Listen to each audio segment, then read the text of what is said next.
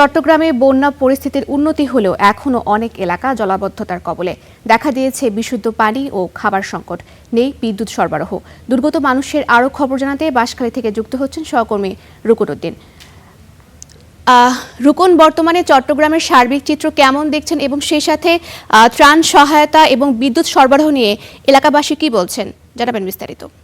ফারিহা, বিভিন্ন জায়গায় এখন বিদ্যুৎ সরবরাহ দিয়েছে এবং আমরা যেমনটি আগেও জানিয়েছিলাম যে অধিকাংশ জায়গাতেই কিন্তু অর্থাৎ নিম্নাঞ্চল যেগুলো প্লাবিত হয়েছে সেখানে কিন্তু বিদ্যুৎ সরবরাহ 6 থেকে 7 দিন, কোথাও কোথাও 8 থেকে 9 দিন পর্যন্ত কিন্তু বিদ্যুৎ সরবরাহ ছিল না, বিদ্যুৎ বিচ্ছিন্ন অবস্থায় ছিল।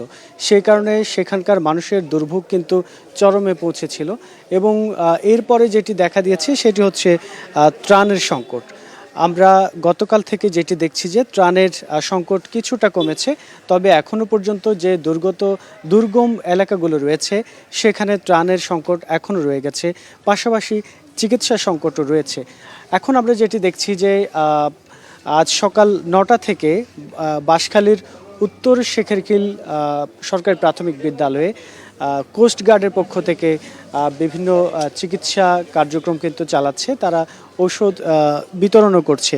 এখানে কিন্তু আজ সকাল 9টা থেকে এই 5টা পর্যন্ত প্রায় 700 মানুষকে চিকিৎসা সেবা এবং ঔষধ বিতরণ করেছে কোস্ট গার্ড। যেমনটি দেখতে পাচ্ছেন যে এখন প্রায় শেষ পর্যায়ে আর কয়েকজন মাত্র আছে, এরপরেই তারা আজকের মতো সেই কার্যক্রম শেষ করবেন এবং তাদের পক্ষ থেকে 10 জুলাই থেকে এ পর্যন্ত 500 পরিবারের মাঝে তারা ত্রাণ বিতরণ করেছে। এছাড়াও যারা এখানে চিকিৎসা নিতে এসেছেন তাদেরকেও কিন্তু আজ দুপুরের খাবারের ব্যবস্থা করেছে এবং সবশেষ যদি বলি যে বন্যার পরিস্থিতি আগের চেয়ে উন্নতি হলেও মানুষের দুর্ভোগ এখনও পর্যন্ত কিন্তু কমতে শুরু করেনি। এই ছিল আমার কাছে সবশেষ। ফারিহা। রুকুন, আপনাকে অসংখ্য ধন্যবাদ যুক্ত হবার জন্য।